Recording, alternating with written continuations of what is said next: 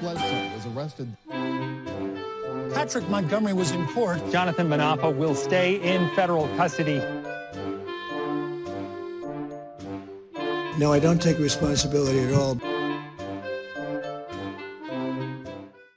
Hey everyone, welcome to the show. So 28-year-old New York resident Shawn Price is a member of the Proud Boys, and he traveled to D.C. and entered the Capitol grounds with about a dozen fellow members of the group, or I should say, entered the grounds with about a dozen, entered the building, I think they said, with about 4 or 5.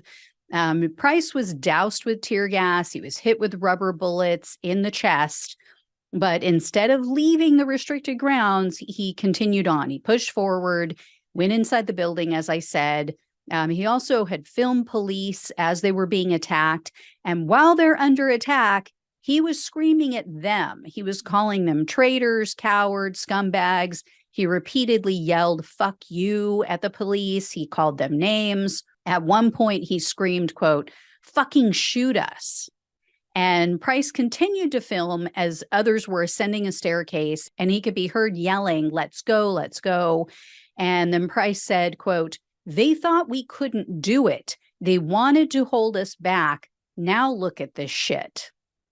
And after being hit with chemicals a second time, Price put on a pair of goggles, and then along with other Proud Boys members, he pushed against officers, and he tried to breach a police line along with his fellow Proud Boys members on the Lower West Terrace.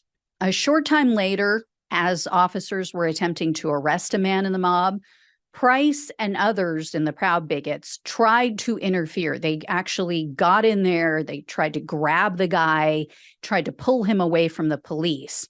And during all of this going on at the Capitol, Price messaged a friend and he said, quote, "We did it, bro. We took it the fuck over. We are inside the Capitol now. We took it, buddy. Me and 3 others stormed it, and no one else would until we started. Then everyone stormed." Later that night, Price continued boasting online, and he told his family and friends that he, quote, "led the storm."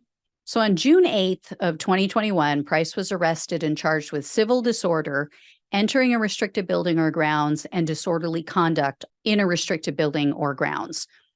In October of 2022, Price pleaded guilty to civil disorder. So he was looking at up to 5 years in prison, 3 years of probation, and $250,000 in fines.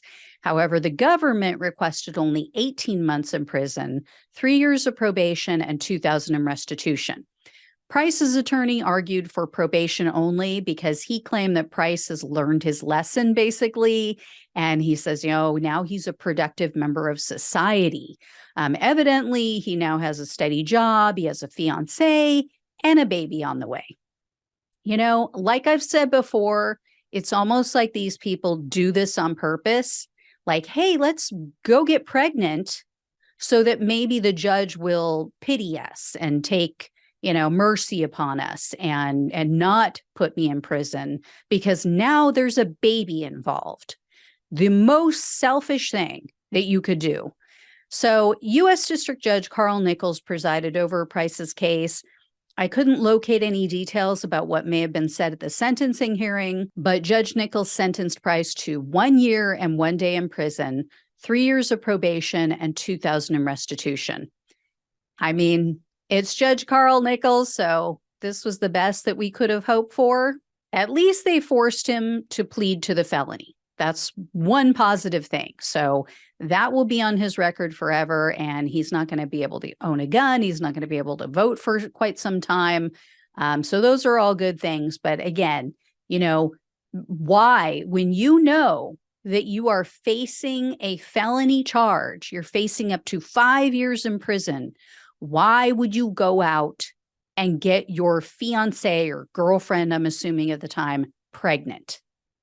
Unbelievably selfish, unbelievably self-serving and self-centered and immature. Why am I not surprised?